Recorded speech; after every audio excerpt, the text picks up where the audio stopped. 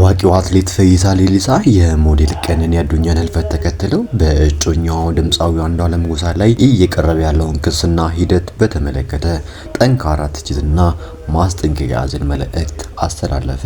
አትሌቱ በማህበራዊ ትስስር ገጹ ባሰፈረው ጽሑፍ የአንዱዓለም እጮኛ የነበረችው የሞዴል ቀነኒ ቤተሰቦች የወከለው ሊበን አዱኛ ባሰራጨው ቪዲዮ ለአባ ገዳዎች ጉዳዩን ሲያስረዳ የተጠቀመበት ቋንቋና መንገድ አጥብቆ ተችቷል። ፈይሳ ሌሊሳ በመልእክቱ አንዱዓለም በአፋን ኦሮሞ እውነቱን ተናግሮ የራሱንና የእጮኛውን እውነት ነግሮናል።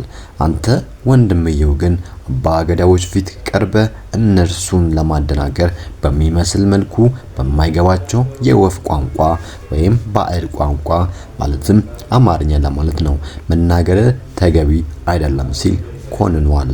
አትሌቱ አክሎም ጉዳዩ ወደ ሽምግልናና አባ ገዳዎች ከሄደ የኦሮሞ ባህል በጠበቀ መልኩ በኩሽ ቋንቋ መነጋገር ሲገባ ሆን ብሎ በሌላ ቋንቋ መናገር እውነቱን ለመደበቅ የተደረገ ሴራ እንደሆነ ቆጥሮታል።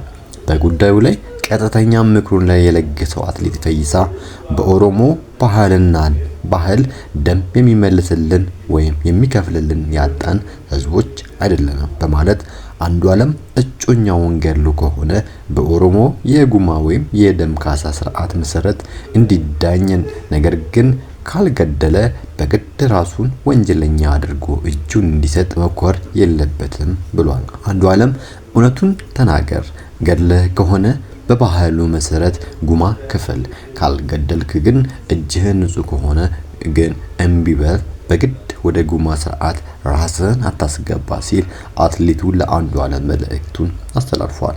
ክስ የሚያቀርቡ አካላትም ቢሆን አንዱዓለም ስለመግደሉ በእርግጠኝነት የምታውቁትና የያዛችሁት ማስረጃ ካለ አምጡ፣ ማስረጃ ከሌላችሁ ግን በማናውቀው ቋንቋ አትለፍልፉ፣ ጎጃም ሄዳችሁ ማሯት ትችላላችሁ ሲል በቁጣ ገልጿል።